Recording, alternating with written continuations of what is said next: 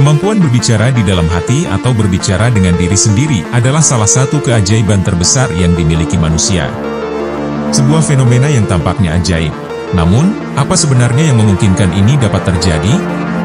Tetaplah di sini untuk menemukan jawabannya.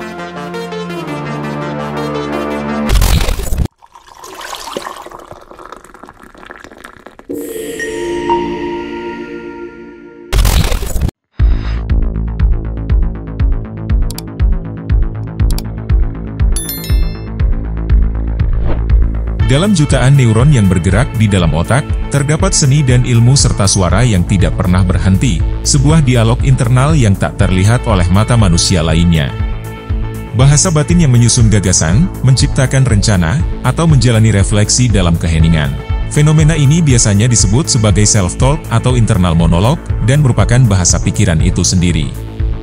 Jika kita mencermati fenomena ini lebih dalam, kita akan menemukan bahwa self-talk adalah alat kuat yang digunakan otak untuk mengorganisir gagasan.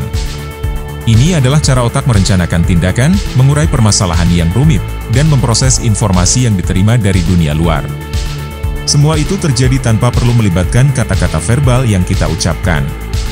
Selain menjadi instrumen yang merencanakan dan memproses, self-talk juga berperan penting dalam mengatur perasaan dan emosi.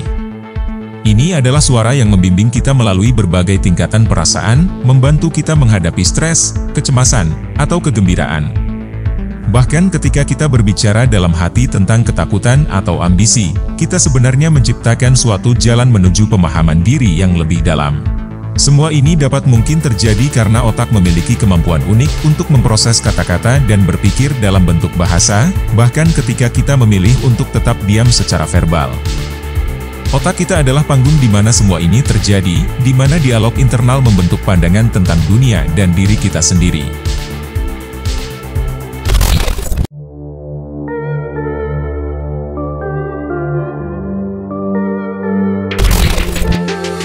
Secara tradisional, istilah berbicara di dalam hati lebih merujuk pada aktivitas berpikir dan merenung. Bukan secara harfiah berbicara dengan organ fisik yang disebut hati. Dalam konteks ini, hati mengacu pada pikiran, perasaan, dan kesadaran seseorang. Hati memiliki peran penting dalam proses ini, karena aktivitas ini berasal dari proses kognitif, emosional, dan kesadaran yang berpusat di otak dan pikiran. Dalam konteks medis, hati adalah organ fisik yang memiliki peran kritis dalam pemrosesan darah dan mengatur sejumlah fungsi tubuh. Faktanya, hati secara fisik tidak terlibat dalam proses berbicara di dalam hati seperti yang dijelaskan sebelumnya. Akan tetapi, hati dapat memengaruhi keseimbangan kimia dalam tubuh yang pada akhirnya dapat memengaruhi suasana hati dan kesejahteraan umum pada tubuh. Oleh sebab itu, hati memiliki peran vital dalam menjaga kesehatan fisik dan mental.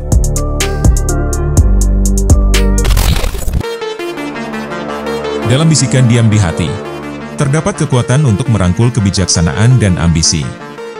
Teruslah merenung dan temukan hikmah yang ada dalam setiap kata yang tak terucapkan.